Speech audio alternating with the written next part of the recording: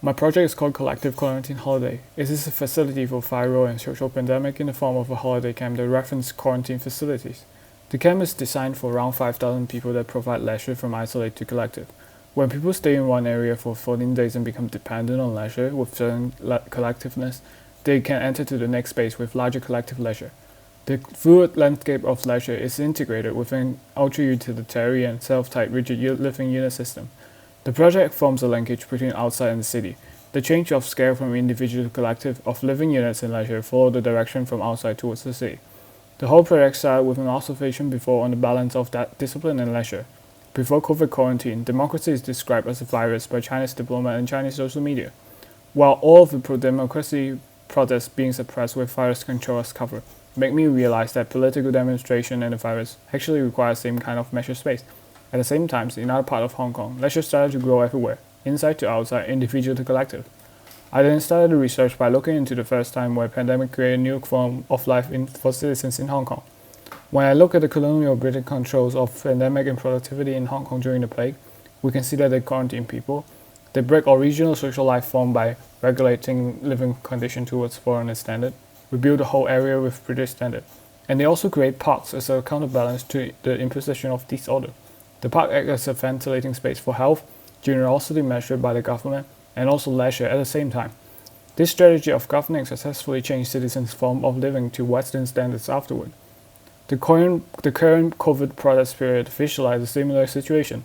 With the quarantine situation, the government proposed segregation as the new form of living by the new quarantine camps and hospital experiment.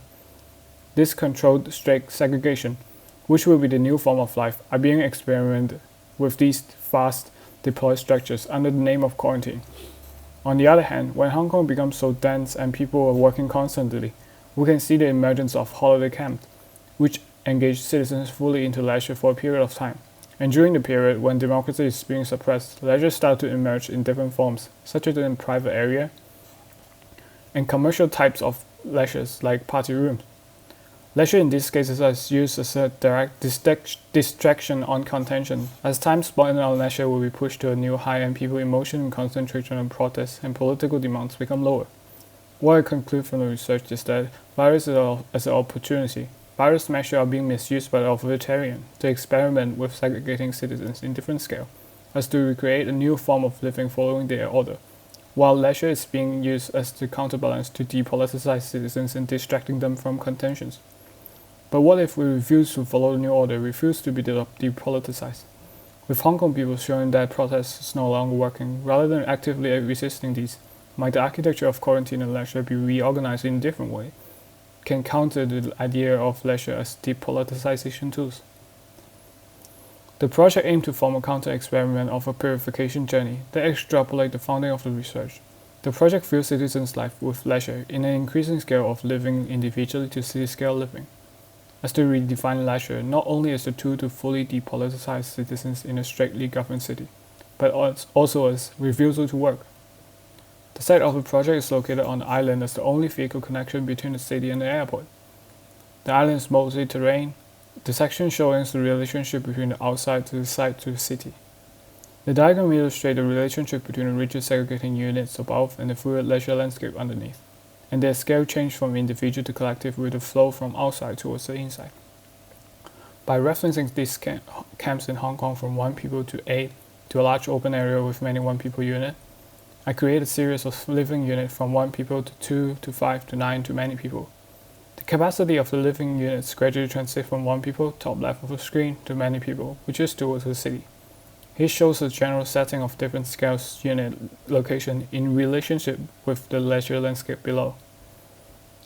The front part of the rigid living area is constructed with the MIC construction method used in those precedents, while the later part is constructed as the open floor with many 1-person containing units. And then for leisure elements, I looked at the existing forms of leisure in the city from individual to collective, from computer room to stadium. A catalog of these is then formed.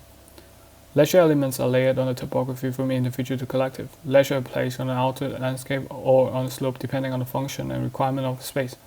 Here's a section showing the relationship between the rigid living units above and the fluid leisure landscape underneath. Inside the living unit, you can see the leisure area. The grid, which is the location of the service core and the living units, is placed on the topography. Individual leisure area is separated from collective leisure as the rigid living unit touch the ground. Leisure become more collective towards the city.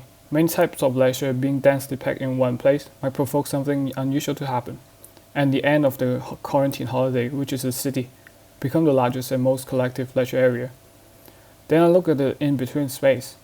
As living area is small, leisure and living activity will spill out to the ambiguous area between leisure. These in-between strips become a big living room without walls.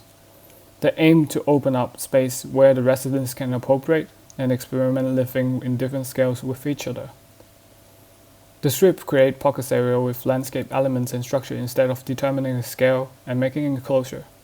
Shelters, step slopes, light pole provide vertical structure for the residents to experiment their living. Fences and dunn separate space without making enclosure. Shuttered wall strips and light litter stages provide a larger non-enclosed platform for them to engage and occupy.